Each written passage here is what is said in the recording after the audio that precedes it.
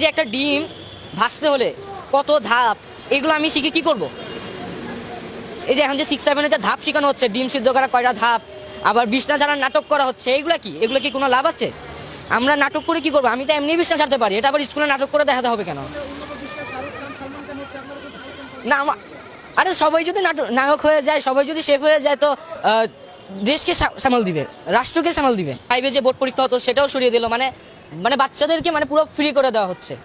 যে বাচ্চাদের একটা টেনশন যে আমাকে বোর্ড পরীক্ষায় পাস হতে হবে, পড়তে হবে, মানে সেই টেনশনটা এখন আর নাই। পরীক্ষা তো নেওয়া হবে না, যদি কাগজ কলমে যদি পরীক্ষা নেওয়া হয় তাহলে না আমি পড়বো। যদি কাগজ কলমে পরীক্ষা না নেয় তো আমি কেন পড়বো? আমরা যে হাতে কলমে একটা নৌকা এঁকে দিলাম বা কাগজ কলমে কাটলাম, আমাদের মধ্যে এটা কি শেখা হচ্ছে? কিছুই না, কোনো লাভই হচ্ছে না।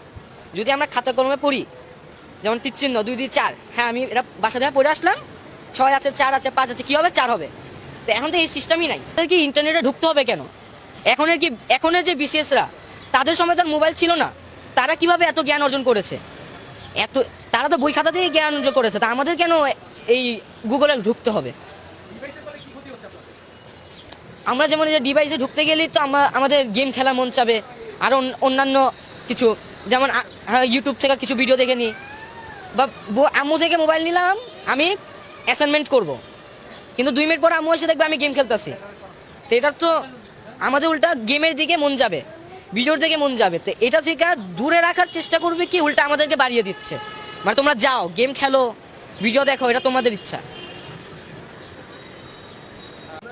যেমন ধরে ফেলুন যে আজকে আমি ডাটাটা কিনলাম, আমি মানে অনলাইন ক্লাসটা বাদই দিই, অ্যাসাইনমেন্টেরই কথা, যদি আমাকে যদি কিছু এঁকে আনতে বলে, বা যদি কিছু বলে যে এটা দিলাম তুমি গুগল থেকে দেখে নিও, তো একটা দরিদ্র শিশু, একটা অভিভাবক তাদেরকে কিভাবে এতবার কিনে দেবে?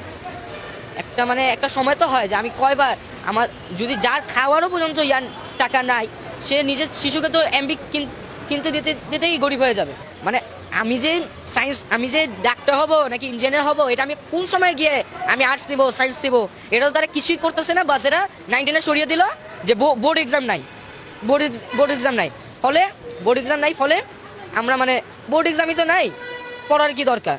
মূল্যায়ন হচ্ছে, এগুলো দরকার কি? বই পড়বো কেন? স্যারই তো আমাদেরকে নাম্বার দিবে, স্যার তো নিজেই নাম্বার দিবে, তো পড়ার দরকার কি?